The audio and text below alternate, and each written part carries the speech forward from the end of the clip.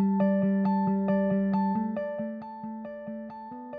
I have the distinct honor to introduce a good friend of mine, Dr. Joe Miner.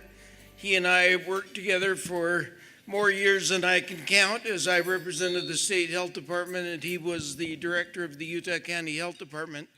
So if we ever have that pandemic that we've all been worried about, he will be your best friend because they have developed plans. I don't know how many of you realize that we came within minutes of shutting down the Winter Olympics, but for a false positive test at the airport. Story you ought to ask Governor Levitt sometime. Certainly was an exciting time as we scrambled and worried about those kind of terroristic activities. So the State Health Department, Dr. Miner's background is in population health. He has spent his entire career trying to make sure all of us stay healthy. He's a director of the health clinics of Utah and Provo, and just a great honor, and I hope you'll welcome Dr. Joe Miner to the stand.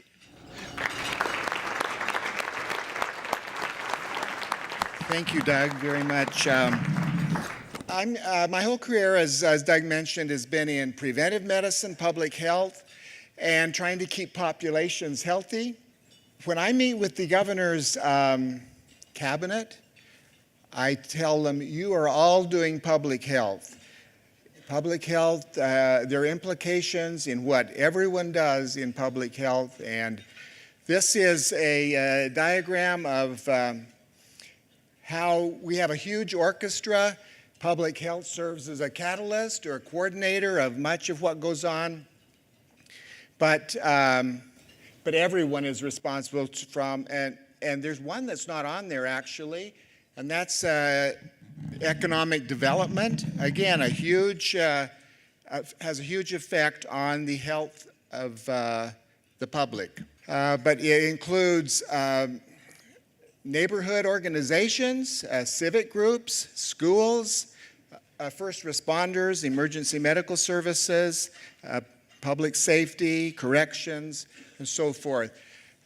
It was pointed out that with our legislation that had been passed, that about a third of them directly affected our health care, but actually, if you include all of our partners, probably 80–90% of legislation passed had health implications.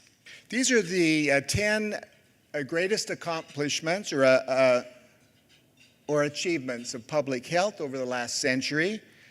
And immunizations is a huge one. It's still a huge one.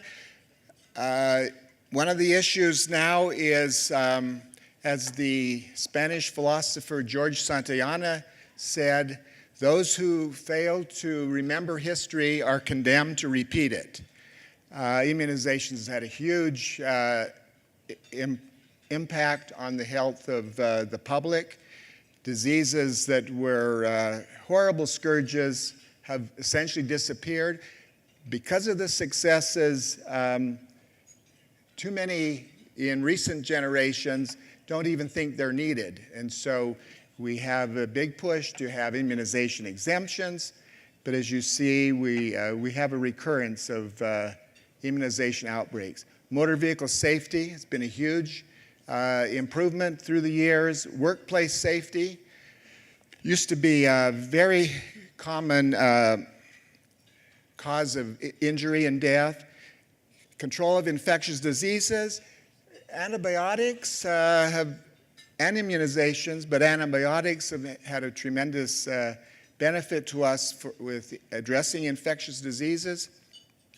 The issue here is that inappropriate use of antibiotics in healthcare and in agriculture create drug resistance and superbugs, multi-drug resistant organisms, which are not uncommon and present in most healthcare facilities and could affect any of us if we're there for care or even out in the community. Addressing heart disease and stroke has been extremely successful, especially if you address the main risk factors of tobacco use and hypertension. Safer and healthier foods. A century ago, even 50 years ago, foodborne and waterborne illnesses were major risk factors for health. Maternal and child health, healthier mothers and babies has been a huge benefit. When I started as a public health director for Utah County, our infant mortality rate was 10 deaths for every 1,000 live births. And as I left there, it was down to 4 deaths for every 1,000 live births. Family planning helps mothers and babies be healthier. Legislation passed just in last year's legislation allowed self-administered contraceptives, birth control pills or patches, to be dispensed by pharmacists without a prescription, because they have a standing prescription either from me with the state health department or from the pharmacy's physician of choice that they would have provide their standing order. Fluoridation of public drinking water, dental health. A lot of times we forget about the importance of our teeth, not just for our teeth, but for the physical health that is endangered when tooth decay occurs. It actually can affect nutrition and create sepsis and systemic infections from bad dental care. Fluoridation of public water systems or supplemental fluoride has had a tremendous benefit for the general public. And then the reduction of tobacco use. Utah has the lowest tobacco use rate in the nation. That's not surprising. We're down around 9%, but several very populous states like California, Texas, and New York are not too far behind. They're about 11% of their adult population who are smoking. However, here we're having a tremendous challenge again, that's with electronic cigarettes, nicotine delivery devices, which our adolescents love. And even though adolescents are not smoking anywhere near what they used to, their use of electronic cigarettes is rising dramatically. It's up 1/4 of high school kids have tried electronic cigarettes. Over 10%, approaching 12-13%, are regular users. This is what creates health, and most of this conference is addressing access to health care, quality, cost of health care. That actually creates only 10% of the health that people enjoy. That there are huge sections of that pie that actually create a lot more health than actual access to health care and clinical health care. They are, the largest is behaviors, and it was mentioned earlier about behavioral patterns. That is huge, and that includes substance use, tobacco use, for example, nutrition, physical activity, sleep habits, violence and injury behaviors. These contribute to, along with social circumstances, adverse childhood events, which have lifetime effects on the health of us, our children, and even as us as adults throughout our life. Not just emotional effects, but actual physical health consequences. 30% of our health is determined by our genetics, or the parents we chose. We don't have a lot of control over that, except, though, knowing a family history is extremely important. And because of that knowledge, early screening and diagnosis and treatment can be addressed there with genetic risk. Social circumstances and environmental exposure together are 20%. That's our education, our housing, our transportation, our employment, our earnings, and then environmental exposure is exposure to air quality problems and water contamination and secondhand smoke. It would be included there as well. As you see at the bottom of our slide, our primary goals are to be the healthiest people, optimize Medicaid, which is in the Department of Health, and have a great organization. Utah is ranked by the United Health Foundation with the America's Health Rankings as the 5th healthiest state in the nation. If not for our policy, we would probably be first. We're ranked based on many factors that include healthy behaviors. Utah is first in the nation in the ranking for healthy behaviors, 4th in health outcomes, 11th for community and environment circumstances, 15th for clinical care, and 37th for policy. The factors identified as we were ranked with other states in policy mostly involved our immunization areas, particularly the HPV vaccine among adolescents, children's immunizations prior to age 3, and those were areas of policy, and also public health funding in general were areas that dropped us into the 4th quintile here of the 50 states. As you know, Utah has had serious problems with what we call diseases of despair.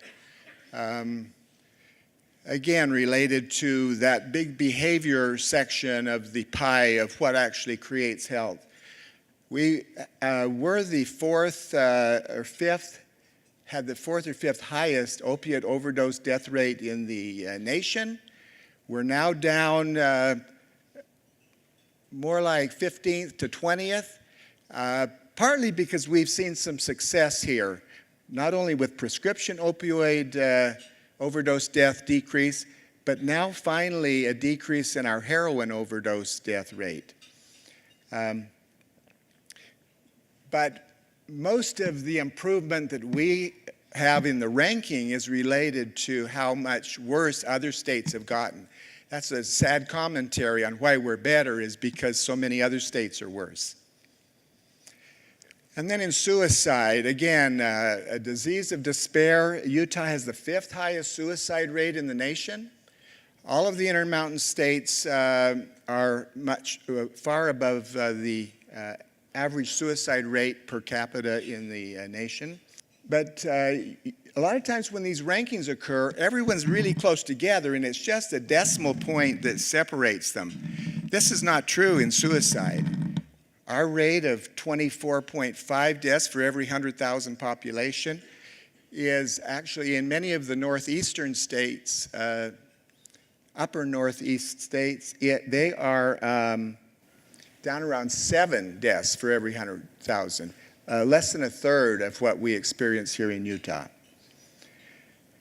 Again, I think this reflects behaviors, substance use disorders, other adverse childhood experiences that leads people to feel hopeless, and that this is the only way to resolve that despair that's being felt. In spending, and you've all heard this, the United States spends 16% of its gross domestic product on health care. The next highest, there are several states, the next highest states are Switzerland, Sweden, Germany, France, and the Netherlands, all down around 11%. In actual dollars per capita, even Switzerland approaches only half of what we spend on health care. But if you add societal support, social support to the spending as a percent of gross domestic product, we're all quite close. 29%, but France is 31%, Netherlands 26%. So they spend a lot on health, but it's the social support part of health that they spend on, and they spend more than we do, and that is what gives them better results than we do in the health of our population. Now, I know you can't read this, but these are just two major indicators of the health of a population. On the right is infant mortality. Almost all of the high-resourced, industrialized nations have much lower, significantly lower infant mortality than the United States. Utah does pretty well there, but still, most of the industrialized nations have lower infant mortality than we do even in Utah. And the other chart over on that side is the life expectancy. Again, life expectancy in most of the industrialized nations are above the United States and Utah. That's the result of where they invest their money on health care and social support for their populations. Now I'm going to sit down with DJ and do a little discussion. Thank you, Dr. Miner. On that ranking that Utah is 37th as a state in terms of health policy, I know those are sometimes hard to measure in different ways, and one person's trash is another person's treasure, so to speak. But what have you learned during your time running the State Department of Health about how you can influence policy and the limitations of your ability to influence policy? Explaining things like I did here today hopefully helps. Developing a relationship with legislators, the governor's office, and the governor's cabinet, in expressing what really creates health is influential. There's a lot of great legislation passed by our legislators addressing opiate overdose deaths and suicide. Several really strong advocates that have passed a lot of legislation, and we're having success. But these are huge issues that took years to create, and it's going to take years to really make an impact. So as we look ahead to urban counties integrating behavioral health and Medicaid starting next year, what are some of the big kind of attention getters that your agency has, the things that you're spending your mental energy on to make sure that deployment in a year works? Excellent question. With Medicaid expansion, well, I've been bothered for years at how we separate behavioral health services from physical health services, and Medicaid is the leader in that. We fund physical health care independently of the behavioral health care with our local mental health and substance use authorities. That somehow has to be integrated. People's brains are still part of their body. The behavioral health issues are part of primary care. I think a response that I frequently receive is, oh, we need more behavioral health providers. That's true, we do, but primary care providers need to take responsibility and include, and I think they do for the most part, the addressing emotional issues, behavioral issues as an important part of their primary care. Mm-hmm. And I know the University of Utah is, say they're going to develop a certificate program for primary care providers to help them feel more comfortable addressing, diagnosing, and treating early and moderate mental health and substance use issues, and then continuing maintenance on those with even more severe mental health and substance use issues. So as your team I know leading an agency, you have a lot of different professionals who have expertise that extends in different ways, in different directions from your own. But as the governor looks to you as sort of primary health care policy person and administrator, and as legislators look to your agency, and as you direct staff, what are the things that you ask of your staff when it comes to Medicaid reform? When you ask them to think about waivers, or you think about changing the nature of how Medicaid is financed, what are the kinds of things you say to your staff? Hey, look, the governor wants X, legislators want Y. You know how to do this stuff. Here are the 2 or 3 things that I would ask you to keep in mind. What do you tell them? Well, a major one has been addressing integration of behavioral health. And with the expansion population, initially, we are definitely integrating especially the mental health and substance use authorities along the Wasatch Front will be collaborating and with the physical health providers, our managed care organizations, to integrate that care. Integrate it, not just have both types of providers under the same roof, but also, again, as I mentioned, include more responsibility of the primary care provider to address those conditions with their own skill and confidence. And they'll be able to receive funding to do that with this integration. How is your view of the counties when it comes to health policy, not public health, but maybe specifically this safety net piece, in a state where behavioral health has been largely carved out? How has your role of the counties changed now that you are at the state and you have come from the counties, where a number of counties are innovative and want to move forward and are thinking about ways to change? Some counties like the way things are and maybe don't want to change. Have you evolved in your thinking about the role of counties? Absolutely. The rural counties are have more serious issues per capita than the Wasatch Front urban counties. Their rates of substance use disorders and overdose deaths and suicide are overrepresented, and that's because they do not have the access to health care, but also the integration of or the availability of therapy for mental health and substance use disorders. Mm-hmm. What do you think, what have you learned, the same sort of token flipping it over to the MCOs, what have you learned about engaging with MCOs that is different now that you're at the state versus when you're at the county? Well, I know that our MCOs are taking a much greater interest in population health. Over the last 10, 15 years, I take a free magazine called Health Leaders. The different articles in there every month are addressing population health.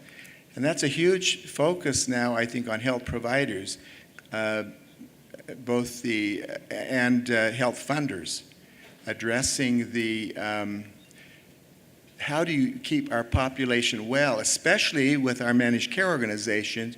You get a capitated rate. You no longer have the incentive to do more just to get more money. You have a lot more incentive to say, hey, let's address the high users and encourage people to be healthy rather than wait for them to become ill, where it's much more expensive to give them, treat them. And this is true of uninsured. Everyone's guaranteed health care, at least through the emergency department, but that's an awfully expensive way to treat people who could have been cared for earlier if they had health care coverage and it was treated at an early stage rather than wait for it to become a crisis requiring emergency room care and inpatient hospitalization. Yeah. Tell us something that you think people don't know about Governor Herbert and his leadership style when it comes specifically to healthcare, something that you've seen as a member of his cabinet, but which the public may not know about. Yeah, Governor Herbert is a very compassionate individual who wants to make sure that people have health care coverage. He really tried hard to pass Healthy Utah years ago, which was a Medicaid expansion for all, and he's very happy that we now have, because of the voter initiative, which required our legislature to finally do at least some forms of Medicaid expansion. He's very happy with that. Obviously, he agrees with what the legislators have done to make it fiscally responsible, long-term, so it's sustainable for everyone, that it would be long-term for them. What are we? Not quite 16? What are we? I guess this is the fourth month. We got 18, so 20 months away from the end of this term, give or take. What do you think we're going to see? A lot of times, 20 months, that's sort of a coasting, glide path to the end. What do you think we're going to see that people may not see coming from this administration, from this governor, in the world of health policy? I can tell you, the governor and some of his staff asked me about this conference and said, "Hey, that's great. We need a state-sponsored conference like that. We're planning to do one next year." Cool. And We'll do it for he's you. very appreciative of what's happening and our participation. Yeah. And I said to them, there are lots of health conferences going on all the time, and we participate. We even co-sponsor a lot of them. Yeah. But they would like to see next year, in his final year of this administration, addressing healthcare with a state-sponsored conference. Wow. So Well, tell him we're he's looking always- forward to that, and we'll obviously be a big player in that planning. Yeah. And Well, we always have an open door for him, obviously, when he wants to come. That's right. And we'd love to cover his and your conference. Last sort of bit of advice or counsel from your view to this audience of leaders. How should they be thinking about leading their organizations during this time of some transition in health policy, both federally and in Utah? We've actually had some of our healthcare providers actually develop initiatives to address social determinants of health in a couple of pilot demonstration projects. That's the most critical thing for all providers, healthcare systems and funders, is to somehow address all of these as much as they can possibly do, social determinants of health, to help us all be healthier rather than wait for us to be ill and much more expensive, and many of the poor outcomes, as you see, that we're experiencing in the United States compared to other nations that do it differently. Yeah. And again, a critical part of what other nations do to do it differently is provide more social support to help people not be in despair and not be hopeless, and really think about these other aspects of healthcare that create health beyond just clinical care and access to clinical care, which are critically important. The U.S. is the #1 nation in the world, compared to all the other nations, in rescue health care, in high-tech, expensive but successful high-tech, but it doesn't translate into health of the general population like it should and like other nations see. Well, Dr. Miner, let me just say, we appreciate that you have been here all day. Got here during Governor Kitzhaber's keynote. We appreciate your participation very much. Let's give him a round of applause. Thank you very much.